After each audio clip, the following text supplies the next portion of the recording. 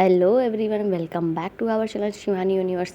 आज मैं सुबह छत पर आई आम देखने के लिए, तो मैंने यहाँ पे इतना खूबसूरत नज़ारा देखा मोर का। और उसके बाद छत पर आने के बाद तो पूरा आधा गांव ही दिख जाता है। बहुत अच्छा लगता है। सुबह सुबह ये समझ लीजिए 6 बज रहे हैं। इसके बाद से जो लूक चलेगी ना, पूरा मुँहवा झुंसा जाएगा। जल जाएगा। नहीं जल नहीं जाएगा, अरे आप समझ लीजिए जो भी हो जाएगा। तो इतनी लू चलती है ना कि बाहर देखने का मन नहीं करता। सुबह 8 बजे से ही गांव में तो 8 बजे से लू चलना शुरू हो जाती है। और ये देखिए मोर अभी टहल रहा है। मैं बहुत धीरे धीरे चल रही थी, वरना ये यहाँ से उड़ जाता तो रिकॉर्ड कैसे होता। तो इसीलिए इतनी तेज़ धूप चलकती है ना कि पूछिए मत। ऐसा लगता है कि सब कुछ जल रहा है। हम तो बाहर निकलते, मेरी तो आँख ही नहीं खुलती धूप देखने के बाद, इतना तेज़। और यहाँ छत पर इतनी सारे आम हुए हैं, गुच्छे गुच्छे, नज़र न लगे थू थू थू थू। पर वैसे आम इस बार अगर लूक से गिरे नहीं, तब तो इस बार अचार के लिए आम मिल जाएगा। वरना फिर बेड़ा गर्क हो जाएगा कि एक भी पक्का आम खाने को नहीं मिलेगा, जिसको गांव में कोपर कहा जाता है। वो तो खाने से नहीं रहा।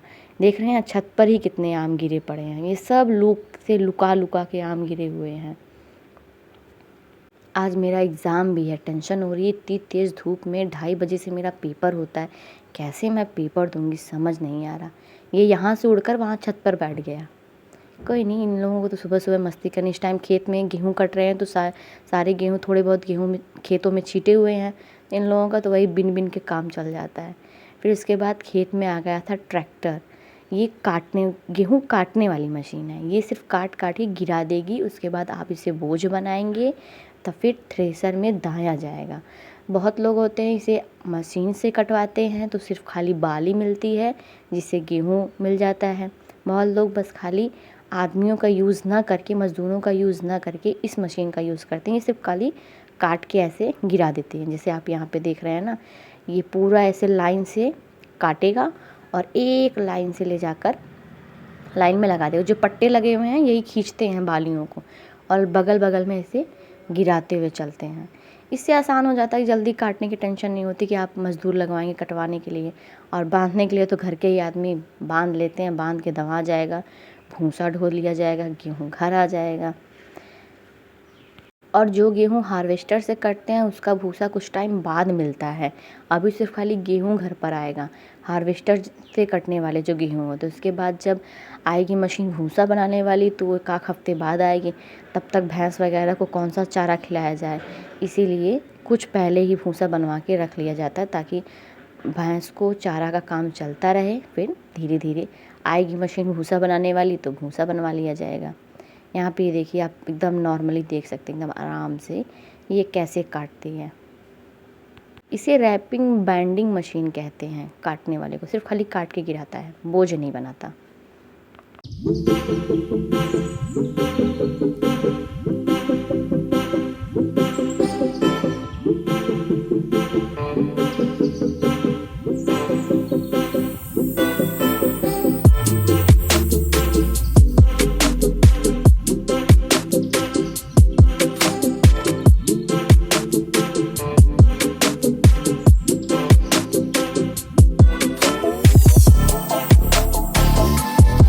उसके बाद आज मेरा एग्ज़ाम था, तो मैं एग्ज़ाम देने के लिए घर से निकल गई हूँ। जाऊँगी महाराजगंज, वहाँ से बस पकड़कर तब जौनपुर। मैंने आलोक से बोला, आलोक भाई तुम पीछे बैठो, बाइक आज तुम्हारी बहन चलाएगी। वैसे चलाना आता है, ऐसी बात नहीं है, कोई डरता नहीं मेरी बाइक पे। मैं मम्मी को भी बैठा के चलाती हूँ, पापा को भी बैठा के चलाती हूँ, और जो पीछे आलोक बैठे हैं तो हमारे गुरु हैं, इन्होंने सिखाया ही है, तो इसलिए टेंशन नहीं होती। सब बैठते हैं मेरी बाइक में। तो वही है, बैठे थे पीछे हम कि आज बाइक हम चलाएँगे। ऐसा कुछ नहीं है कि घर पे किसी को पता चलेगा तो डरने वाली बात है, ऐसा कुछ नहीं। सबको पता है मैं बाइक चलाती हूँ। मैं बाइक बहुत पहले से चला रही थी। आई थिंक जब मैं बीएससी फर्स्ट ईयर में थी तभी से।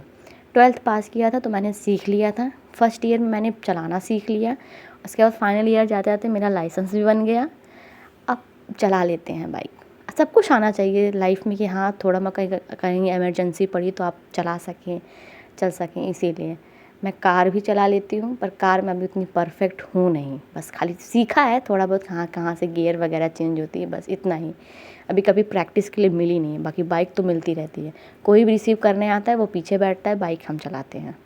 तो मैंने सोचा कि क्लिप भी आपको दिखा दूँ कि मैं बाइक चला लेती हूँ। जो ये कहते हैं लड़कियाँ ये नहीं कर सकती, ये इनको शोभा नहीं देता, इन सब से परे मैं रहती हूँ। मैं सब कुछ करती हूँ, ये सब मुझे मैटर नहीं करता। अच्छी बात है, करना चाहिए, अपनी लाइफ है। उसके बाद यहाँ कॉलेज में एग्ज़ाम ख़त्म हो चुका था, सब लोग बाहर आ रहे थे, शाम हो चुकी है, 4:30 बज रहे हैं।